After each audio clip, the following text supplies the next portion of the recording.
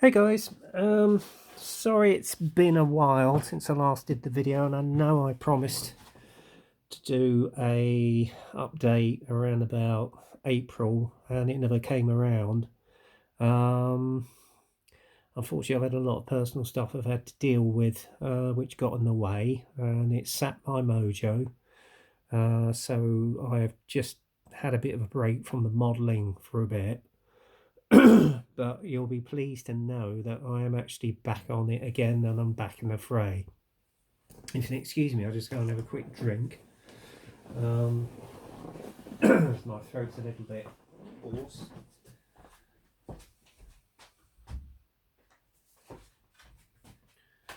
So, right, okay. Just bear with me a minute.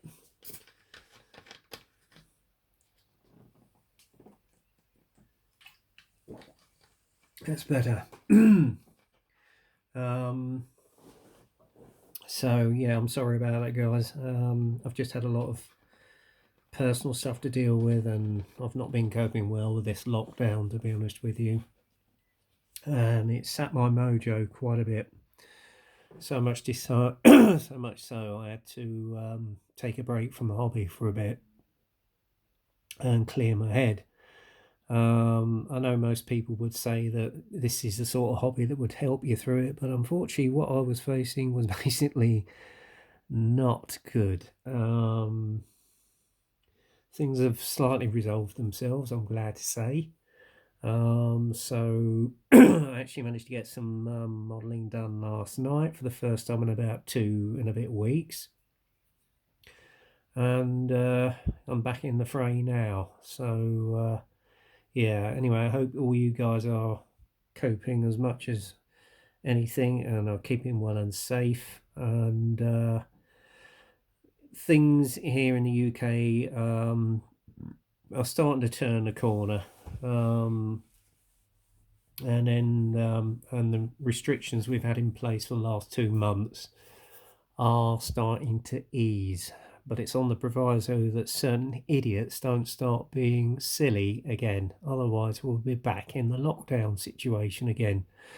But I'm not going to go into a rant like that. You know what my thoughts are on that subject, and let's just say certain people's behaviour at certain beaches and certain parks could jeopardize this. So we're just hoping that's not going to be the case, and that gradually and slowly things will go back to normal. Well, whatever that new normal will be, until there's a vaccine. So I'm hoping to get back to work very soon. I've not heard anything from my seniors yet, so hopefully in the next briefing we might learn a bit more.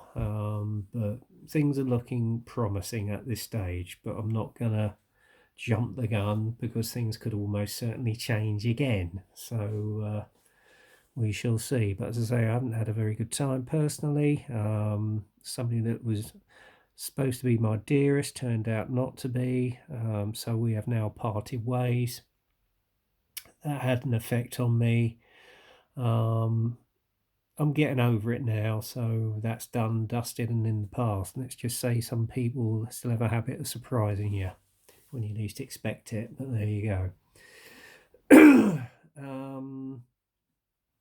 Yeah, so that's that really. But as regards the modelling side of things, well, they're back on the up.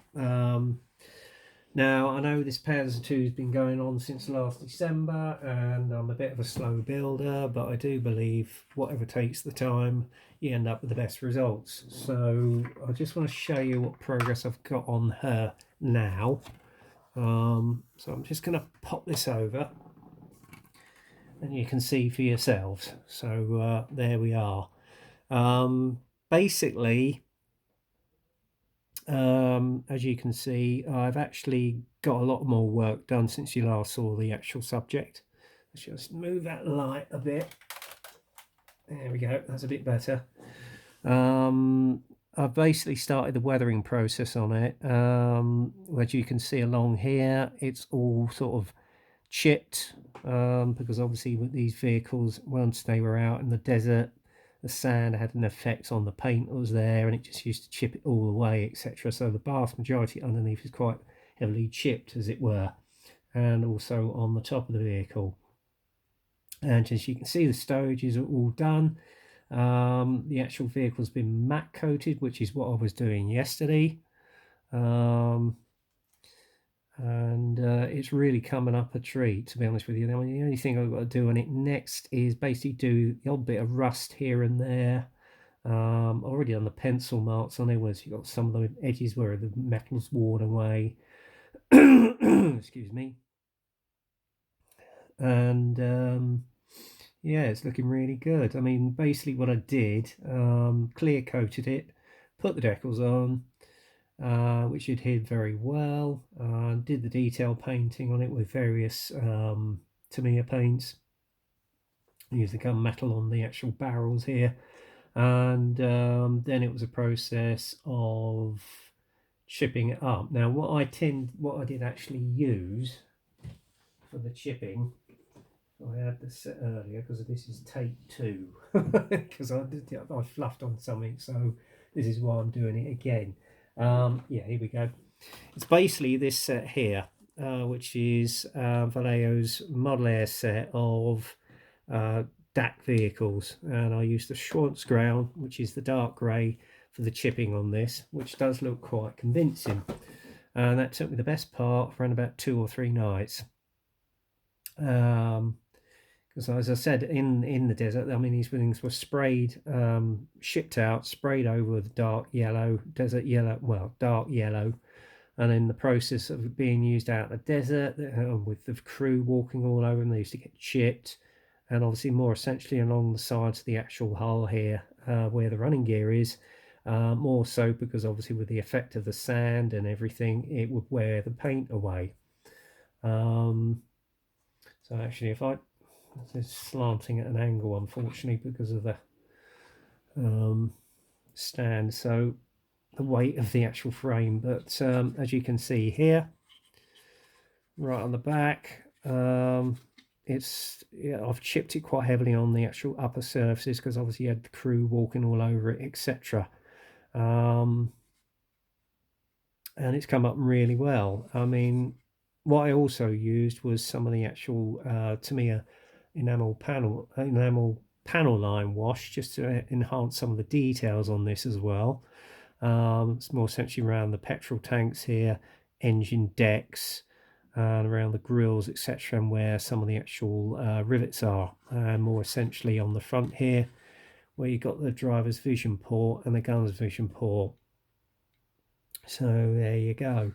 And then just went over certain areas, certain corners with a lead pencil, and that was pretty much it. And obviously with the actual pack, I painted that khaki green, and then basically clear coated the whole vehicle, and then used the panel line wash on it, as well as Flory's dark dirt wash to enhance and pop some of the details. So there you have it. And then finally put a Galeria matte coat varnish on it last night. It's as well, before I did that, actually, I basically went over the stowage with a dry brushing of XF1 Tamiya white, just to show up the highlights, and then finally put a coat of Galeria matte varnish, Winsor & Newton's matte varnish on it. Excuse me, dry throat.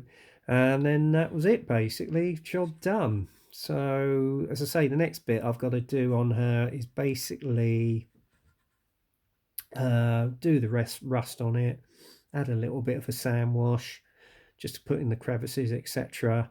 And then basically I shall just lightly dust it with some Tamiya buff, as though it's giving the dust effects on the actual vehicle. But it's more prominent on the back there, as you can see, with the rear plate at the back. So there you go, that's the tank done anyway, and she'll be sitting roughly around about here when the diorama's done, and then I'm going to have all the actual figures on the back here. So that's that really. So I'm just going to move that over the back.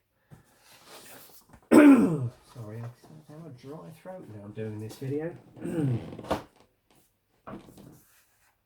there you go. The figures themselves are pretty much done, as you can see here. Actually, let's get the light over because you can't quite see them well enough. There you go.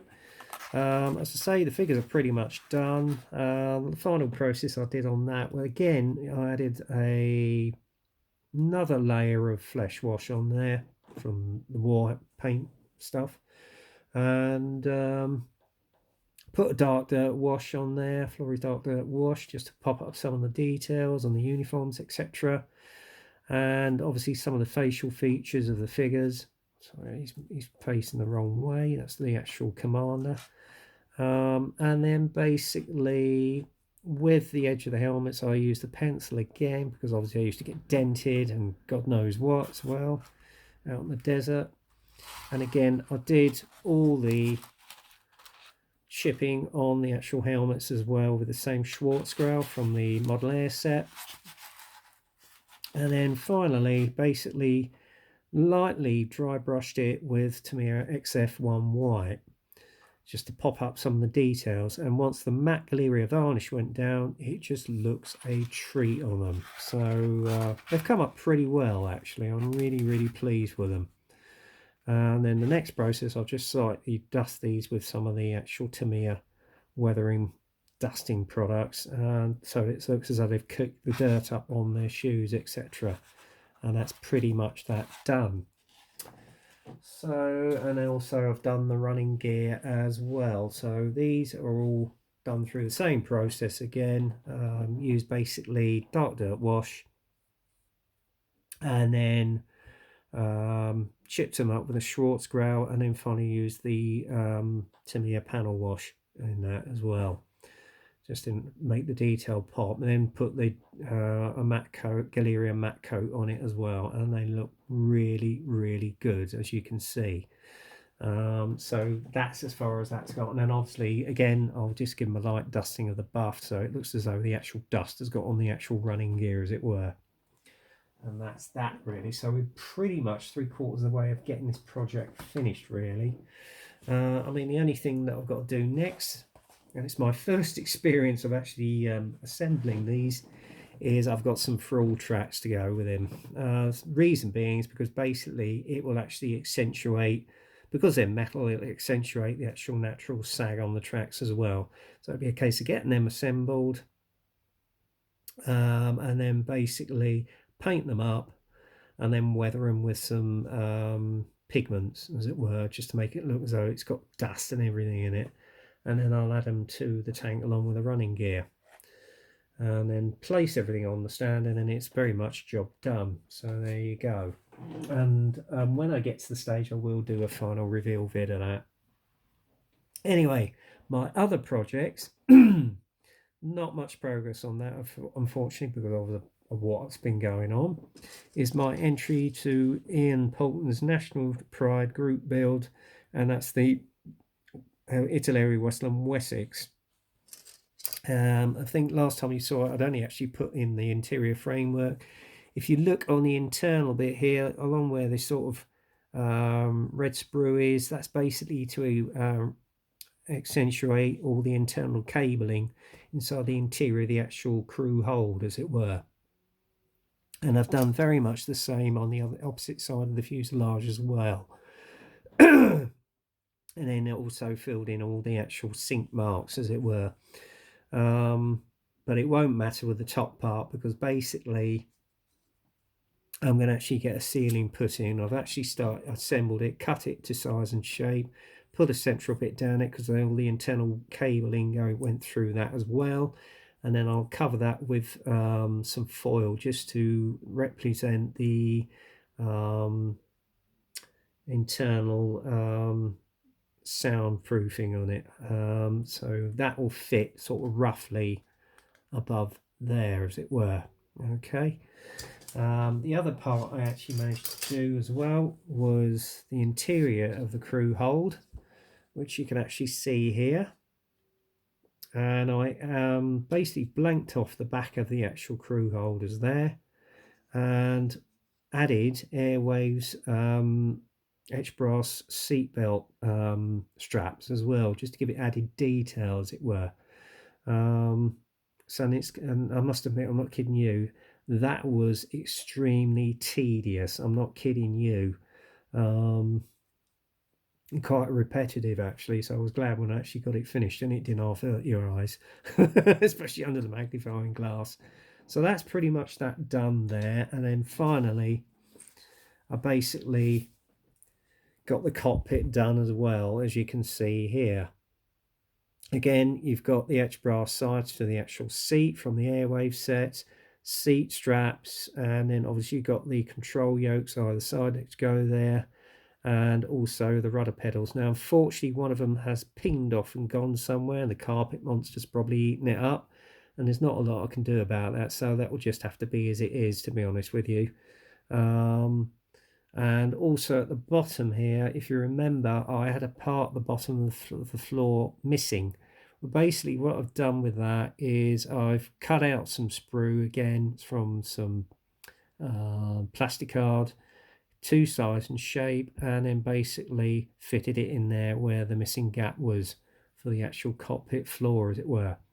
So that's about as far as I've got with those two projects in hand as it is. I'm just going to pop that back in the box because I don't want to lose any of the parts. I mean, the only thing I've got to do on that now,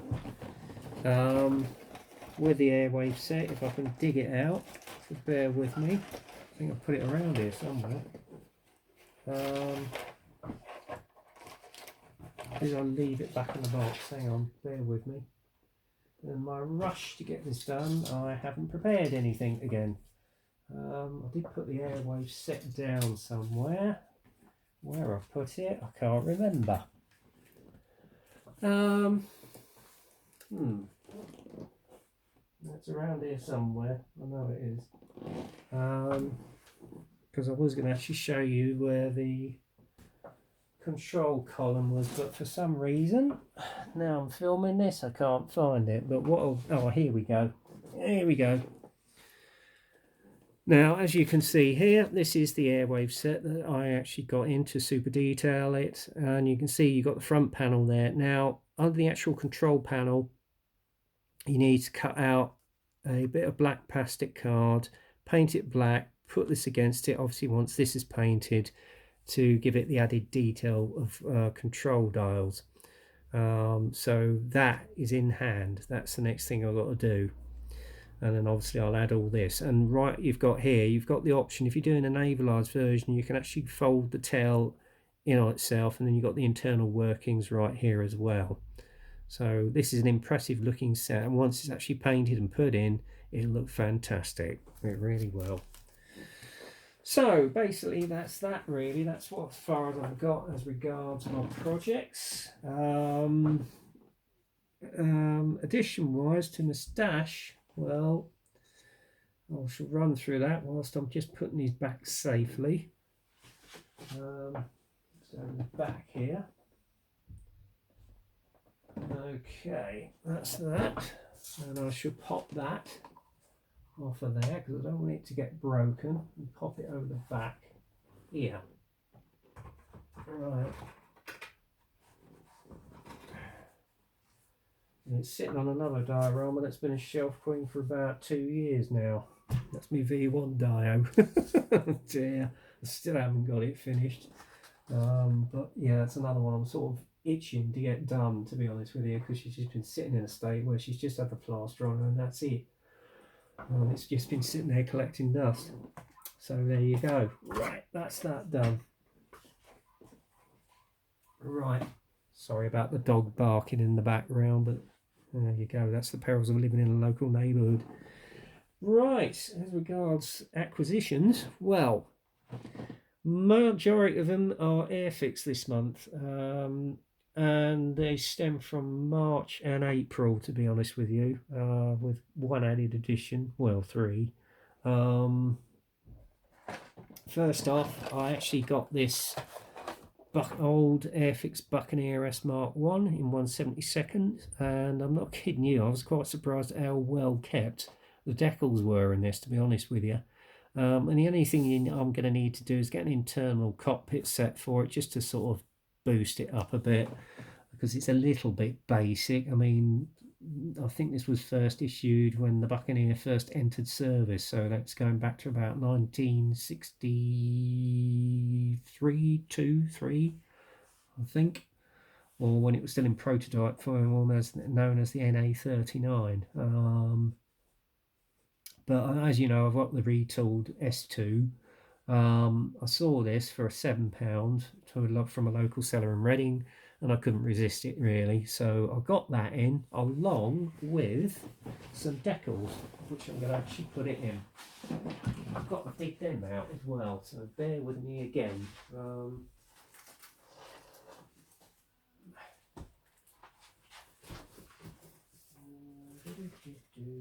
are we? Oh, here we go.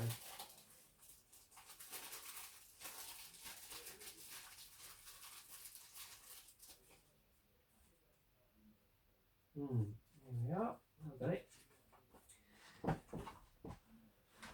Right. It is a model art decal set, specifically catered for the Buccaneer S1.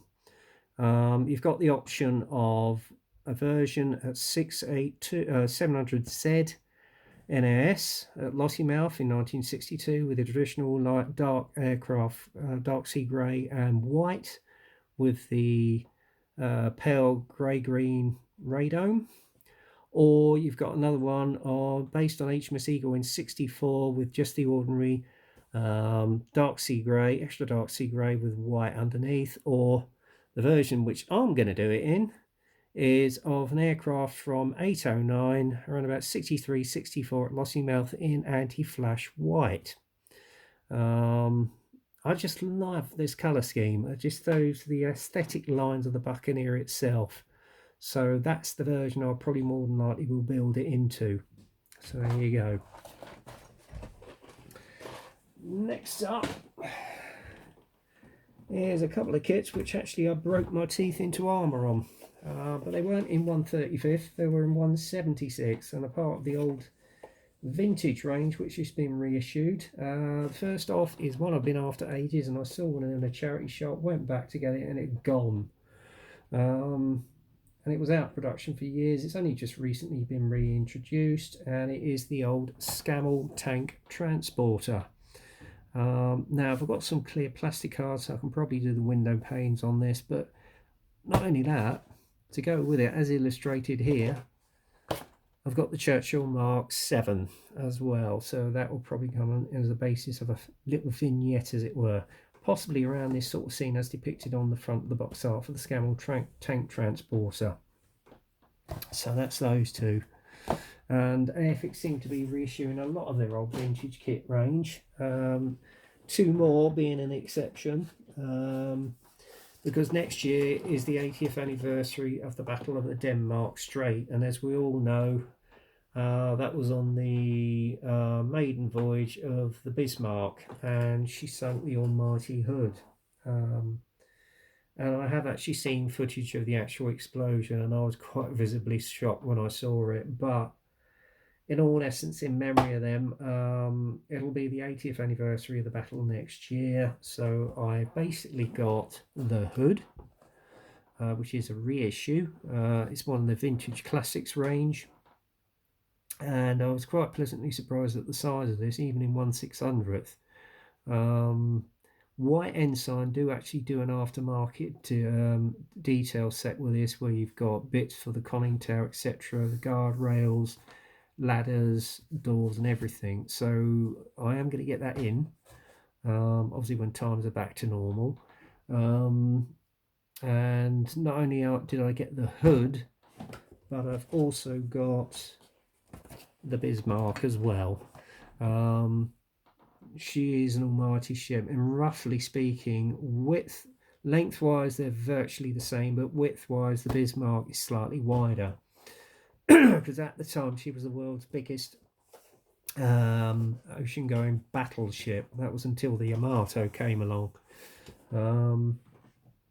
So again, I will get the White Ensign Super Detail set for this, just to add some detail, and possibly do them both on two separate sea dioramas, as it were. taken during the battle at the time when the guns were actually in the right position when they were firing at each other. So there you go. Next up, here's a recent reissue of a kit I built some years ago in the Battle of Britain group build. And obviously, because this year is the 80th anniversary of the Battle of Britain, I've got in reissued version of Airfix's 148th Orca Hurricane Mark 1. Now with this one, you've got the one that's featured in the magazine, and also the actual aircraft, which is part of 303 Polish Air Squadron, which was one of the highest scoring squadrons during the Battle of Britain as regards Hurricanes. I mean, the thing is with this, I know the Spitfire is basically the glamour girl of the battle, but it was the Hurricane that actually bore the brunt of it, to be honest with you, because there was more prolific numbers of Hurricanes at the time than there were Spitfires. But mainly the Hurricanes would go after the bombers, and then the Spitfires would go after the fighters. So there you go. But I am going to see if I can source some aftermarket decals, because I particularly want, there's one version of this I want to do it in, because I've actually got the resin figure for it. It's actually the CO 242 squadron leader Douglas Bader. So I'm going to see if I can source the decals for his aircraft, and I will build it into that version as opposed to the two that are indicated in the kit. But it is a lovely kit. I built it around about, must be 6 years ago now, 6-7 years ago. And the interior detail on it is superb, although the fit is a little bit to be desired. You have to jiggle it a little bit, but it was a beautiful kit that really went together well. So I'm looking forward to building that at some stage. Next up was a birthday present, because it was my birthday back in April, and I was, I'm not saying the age, but I was 21 plus again. And bless him, my brother went out and got me this for my birthday, which is Meng's P51D Mustang in 1/48. I've heard good and bad things about the fit on this. Again, I'm probably going to source some aftermarket decals for this, because I want to do it in a camouflage version as opposed to the silver birds that you got on here. I've had a quick look at it. Detail's not too bad, although it's more essentially a snap together kit, and it was actually Meng's first foray into aircraft. So yeah, that will be interesting to do. Another aircraft which I really like seeing, and I've heard of a few, well, I mean, seen and heard them flying over here, is the old Chinook. This is the E version, the up-to-date version. You can do it as well as a United States Army version. You can do it as an Royal Air Force version. I just love the chunkiness of this beast. I mean, they're chiefly based at Odium and Benson. Odium's the nearest one to us here. And obviously I can remember it because obviously with me doing a Wessex that was based there, I'm more biased to do one that's based at Odium again. But I do love these beasts. I mean, you can just hear them with that thud, thud, thud with the old twin rotors, and the way they throw them around at the air shows is just wow. So the detail on this is extremely good, I have to say. It's still a fair old size for 1/72. So yeah, I do look forward to building that at some stage. But yeah, and then finally, I'm going to do a build for my brother.